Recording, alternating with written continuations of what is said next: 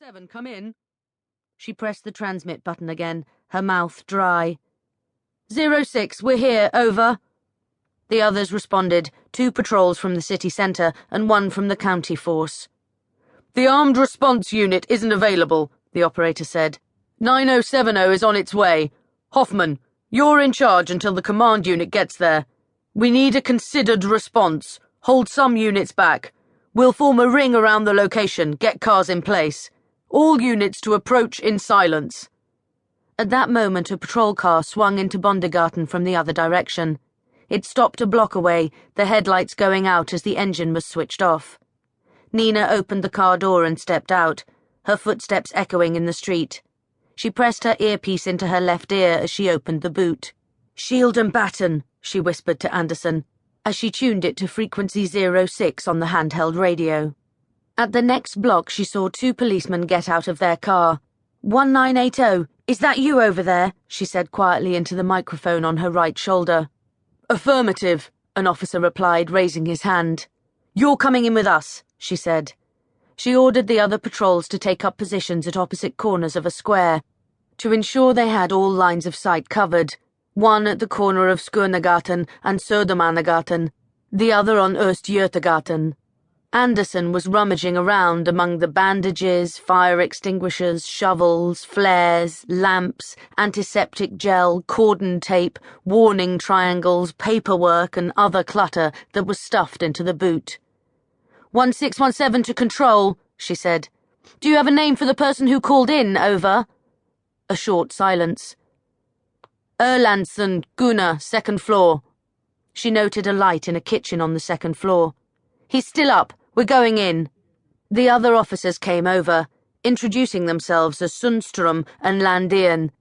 She nodded curtly and tapped in the entry code on the keypad beside the door to the apartments. None of the others reacted to the fact that she knew it. She stepped through the door, turning down the volume on the radio to barely audible. Her colleagues filed in silently behind her. Anderson, the last to enter, wedged the door open so that they could retreat to the street quickly if need be. The stairwell was dark, deserted. The only source of light came from the lift, seeping through the oblong glass window in the metal door. Is there a courtyard? Landén muttered. Behind the lift, Nina whispered. The door on the right leads to the cellar. Landén and Sundström each checked a door. Both were locked. Open the lift door, she said to Anderson. He wedged it wide so no one would be able to use it, then stopped by the stairs and awaited her order. She could feel panic thudding at the back of her head and calmed herself with words from the police rulebook. Make an initial evaluation of the position. Secure the stairwell. Speak to the man who made the call and find out where the suspected shooting occurred. Okay, let's take a look, she said, and headed quickly up the stairs floor by floor. Anderson followed her, keeping 1 flight below her. The stairwell was gloomy. Her movements were making her clothes rustle in the silence. There was a smell of cleaning fluid. Behind the closed doors she could sense the presence of other people without hearing voices. A bed creaking, a tap running. There's nothing here, no danger, everything's fine.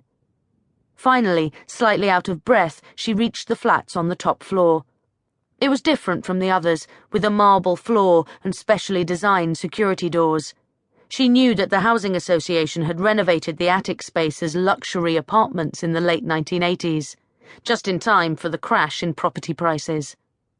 The flats had stood empty for several years, almost bankrupting the association.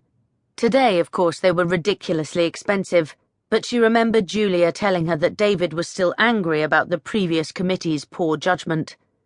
Anderson came up behind her, panting heavily. Looks like a false alarm. Nina sensed his disappointment as he wiped his forehead.